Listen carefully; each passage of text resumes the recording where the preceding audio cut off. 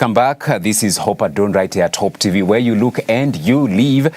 It is time for the newspaper review. My name is George Gishuru. And my name is Beatrice Nudi. And of course, we know the word, or rather, what everybody wants to hear. It's all about Gachagua. We've been following up on this for quite some time now. And I see here a very new development happening. The deputy president came out fighting yesterday, bare-knuckled against the accusations in his impeachment, calling them outrageous and ridiculous. He says he will focus on the courts to execute his case, but if the vote and judges fail to save him, he faces retirement from public service. A story on pages 6 and 7. And I see here William Ruto asked to the issue of whether this motion cannot find itself to the assembly without the president's nod. That is true. It can't. It has his nod. How can Moses Wetangula say I should be impeached because people want to get their fair share when he's a signatory to share to a share agreement with the president? Haya, Mutuse hakuachwa nyuma. Mutuse has gone to the floor of the house to allege 4 properties acquired by my brother were acquired using proceeds of crime. So hapa mnapewa nyinyi wote teke. And I see page 11 here. I think it's what is similar to their response to the special motion dated 26 September by Honorable Mutuse Ekomas Mwengi, Member of Parliament, Kibwezi West constituency, for the removal from office by impeachment of His Excellency Rigathi Gachagua, the Deputy President of the Republic of Kenya. I mean, we have a whole page. The same here, dedicated. Yeah, yes. On the Daily Nation, it's on page 9. It's a whole page of responding to those accusations and that motion. Yes. And actually, just like on the Standard, the Nation as well, the front page, it's all about Gachagua. And he says, this is my defense. And he says, Gachagua is looking to brothers' will to poke holes into bid to kick him out. That is on page 6. And revealed the DP's legal team. It's on page 6. That is the DP's legal team. That's on page 6. Also, the case against the deputy president, that is on page number 4 as well. And curse of the deputies, troubles of former Vice President Josephat Karanja, the man in a hurry, page 7. And so the embattled deputy president requires 117 MPs to block motion.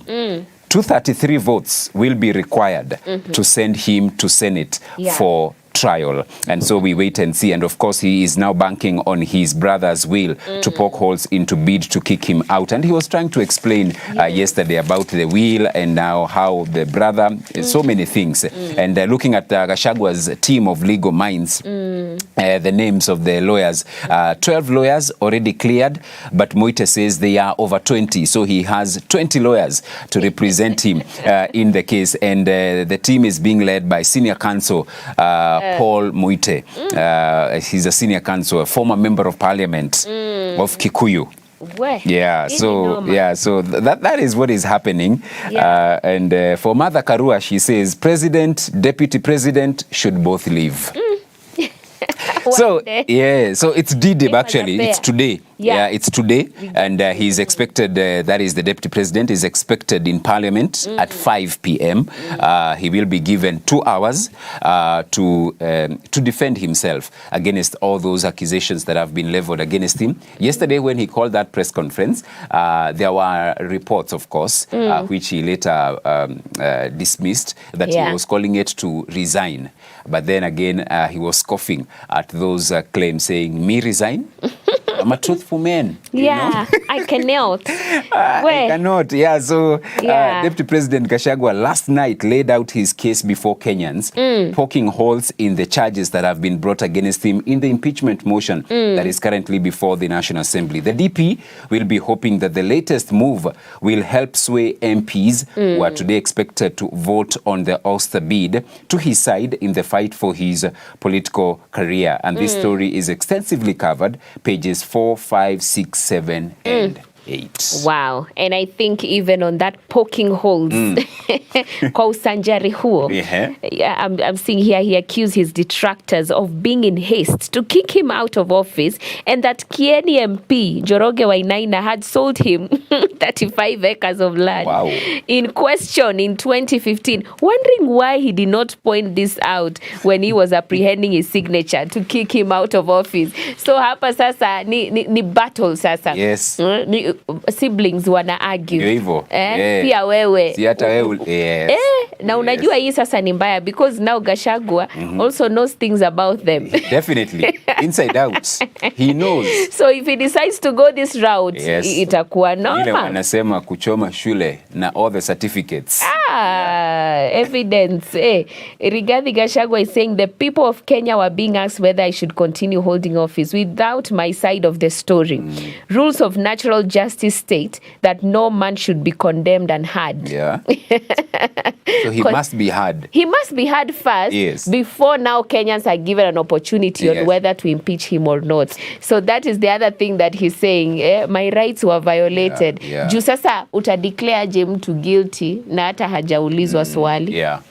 So enyewe, we continue to follow up on the same. And definitely. And of course, as you've mentioned, Gachagua confirmed that he will appear before MPs today, hoping they will hear him in silence. Watasikiza tu. In silence. And of course, he said he will not resign and dismiss motion of impeachment against him as a scheme to hound him out of office. The drama continues to ensue, and we continue to see how that goes on. But still on the Standard, whatever else is covered includes anxiety as teacher jobs deadline comes to an end. I see the thousands of applicants face frustrations as they attempted to apply for the 46,000 teaching positions owing to network glitches. So that again is happening. And I see on the page 2 here, recruitment will fill vacancies in junior secondary, secondary and also primary schools. And NAT officials, including Secretary General Collins Soyu, welcome the push for more teachers to be employed on a permanent and pensionable basis, but stress that teachers transfer requests should not be delayed. That's a story on page 2. Page 3, meet first Shona woman graduate in Kenya who fights for stateless people. So I see here, Nosizi Dube's journey to academic excellence was nothing short of a miracle. The Shona came to Kenya from what was then Rhodesia, now Zimbabwe. Interesting. That's a story on page 3. And page 4, it's all about health. I see Health CS Baraza says transition to SHA successful despite hitches. Those were not hitches, though we did agree that those were terrible, terrible mistakes because a lot of confusion ensued. But the Cabinet Secretary came face to face with challenges encountered in the rollout of Social Health Authority. She said most renal patients had registered under SHA and were now receiving treatment. So we thank God for that they are being helped out. The transition to SHA was intended to streamline healthcare services, but the reality on the ground tells a different story. With NHIF owing dialysis service providers more than 10 billion shilling, many medical facilities are refusing to join SHA until their outstanding payments were settled. So that's what is happening on page 4.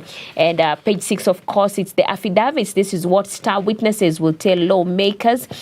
Former KEMSA boss Andrew Mulwa says the DP manipulated him to ensure his proxy secured 3.7 billion shilling mosquito net tender. The affidavit is accompanied by videos, text and WhatsApp screenshots, among others. Andrew Mulwa here, former KEMSA boss, saying, given their status and influence, I felt compelled to surrender the bond to Ogara Wilson Okulo, feeling trapped as a junior officer against a deputy president. Things that are still coming up on the same page 8. Impeachment motion has Ruto blessing, says a defiant Gachagua. The subtopic here is Gachagua confirmed he will appear before MPs today, as we had covered earlier on.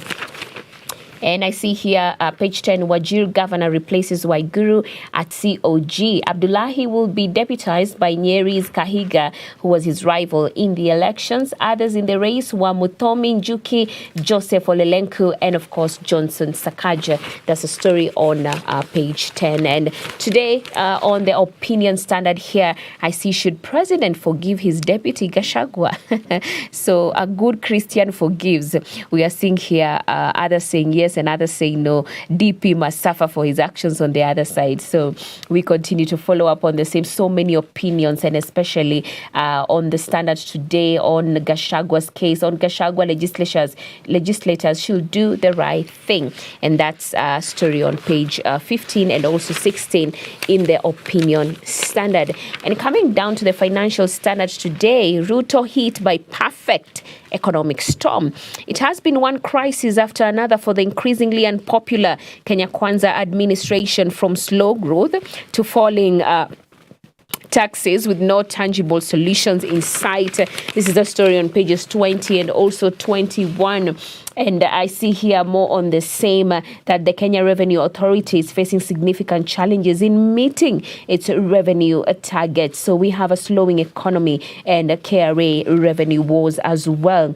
And we have that given in more detail. That is on page 20 as well as 21 of the Financial Standards today.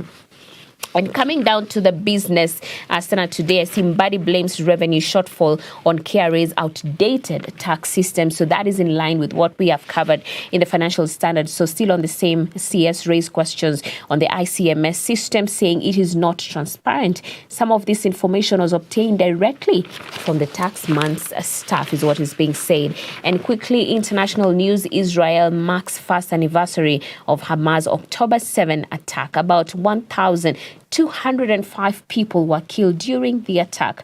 1 year later, Israel is still fighting in Gaza and engages in a new war in northern Lebanon against Hezbollah. And coming to the sports page today, Kipyegon bet budding talent that was cut short after doping ban in 2018. 26-year-old who died on Sunday after struggle with alcoholism was touted as the next David Rudisha. Quite sad. Bet had declined to return to athletics after depression following an anti-doping rule violation. Very, very sad. I don't know if there's an organization that looks at the mental health of these athletes. I don't know, because some of them really do struggle, especially with alcoholism and drugs, and you wonder why, a lot of questions. But I see here that on Friday... It's very important also who you surround yourself with, especially when you are in the limelight, That is true. Yeah, it's very important because you are famous. Yeah. People want to be in your company. Exactly. Yeah. So you have people, the yes people, because when you to kutoa form and everything, so you need to be very sober. Be careful, Be very careful who you surround yourself with. It's very sad. Very sad. It's very, very unfortunate. Someone with such a beautiful future ahead of them. And I see Kiriu said Bet's illness became overwhelming in the last 1 month after he complained of frequent headaches and his body became very weak. And on Friday, the situation worsened and he started vomiting blood. He was rushed to Leighton, but medics at the facility referred him to Tenwek, where he died around noon. So this is very, very unfortunate. And we really need to be careful, especially about the company that we keep around us. And for people who have such great futures, we have to input these disciplines around our lives and basically surrender to God, because that is where it begins. If we are hidden in Christ, then all these things will not be an issue. But looking at page 38, Champions Police Bullets chase back-to-back FKF League titles. And lastly, Saka inspires Arsenal as United goal drought continues at Villa. Liverpool, Manchester City and Arsenal pull clear of chasing Park Spurs boss Postecoglou, fuming after throwing away 2-goal lead at Brighton. That's it for the Standard. Right, quickly, let's go to the Daily Nation. We avoid a repeat of especially the Gachagua stories. It was highly covered. We see SHIF mess. State now moves to ease woes. Health Cabinet Secretary Deborah Baraza has said patients should not be turned away for lack of payment during the transition, and is urging healthcare providers to first offer services, then submit claims for reimbursement. The minister also said that over 1,500 private hospitals had already signed contracts with the Social Health Authority. You can read that on page 3. And then I see revealed, this is a controversy, the overseas jobs firms that CS Mutua left out of his list of shame. And now questions have emerged over a list of blacklisted recruitment agencies that Labour Cabinet Secretary Alfred Mutua presented in Parliament last week, as it did not feature some rogue agencies currently facing criminal investigations. That's a story you can get on page 2. The back page of The Nation, Abdullahi takes the helm at Council of Governors. Outgoing chair Governor Waiguru gives a final State of Counties address at the end of her 2-year term. Wajir County Chief beats 4 competitors in race to head Council of Governors. Female governors locked out of key positions. And so you can read that, and who also will be leading the various committees. The 16 committee chairperson slots also were filled up. They were all actually taken up by men. So you can read that as well, the back page of the Daily Nation. Looking at other stories, Nairobi Hospital doctors demand leaders change. Hospital has been experiencing leadership wrangles over a planned loan, among other issues. Doctors say to be preferring to see their patients in other facilities. It's on page 10, and that standoff as well, you can read it there. The DN2 pull out, the powering SME, you can read there lots of stories being covered. DN2 Health Nation, ailing system as the rollout of the new medical scheme gathers pace. Questions are mounting on whether it will fix Kenya's sickly healthcare sector or repeat past mistakes. Page 4 and 5, you can read that as well. As we go to the county news, and the Uniform Counties Revenue Plan faces a stiff resistance. Mbadi says a standardized collection system will save billions lost through opaque systems. Lawmakers concerned contracted firms and exorbitant commissions. Read that. Youth urged to enroll for marine courses. That's also from the counties, you can read. The international news, Tunisia president set for re-election. Exit poll says RSF Sudan army step up fighting as seasonal rains end. And I see Mid-East war grows on first anniversary of Hamas raid. Quickly, the business section, higher forex charges cause rise in October power costs. Domestic consumers will now get 40.88 units of power for every 1,000 shillings spent. You can read that as well on the business section. We go to the sports pages, and Kenya's woes exposed in 2027 World Cup qualifiers. Poor fielding has been one of the country's main undoings in matches. The home team finishes 4th in the opening round of qualifiers held in Nairobi last week. The sad story that also you have highlighted of Kipyegon Bet, the former world under 2800 meters champion, lived troubled life. Friends and relatives thronged the family home of fallen 800 meters runner to condole with them following the death of the promising runner on Sunday in Kericho. And there is a very painful quote here attributed to Kipyegon Bet's mother, Sarah. And she says, it got to a point where he would solicit for as little as 10 shillings and 20 shillings to buy alcohol. It was very painful for us to see him go downhill. When alone, Kipyegon, the mother continues, used to cry a lot over the frozen bank accounts, and he kept wondering aloud why he could not be allowed to access the money he earned through sheer sweat. So you can read that very disturbing, very sad story on pages 34 and 35. And actually, down there they say 4 athletes in 4 weeks Death of athletes shock athletics fraternity. So 5 athletes dead in a span of 1 month. That is the sobering statistic that the local athletics fraternity is coming to terms with following the death of 2 young athletes within 12 hours of each other. Sad story there, and something needs to be done on the same. Business Daily. Kenya-linked US farm bosses caught in 12 billion shillings carbon fraud. Duo allegedly manipulated Cook Stoves project data.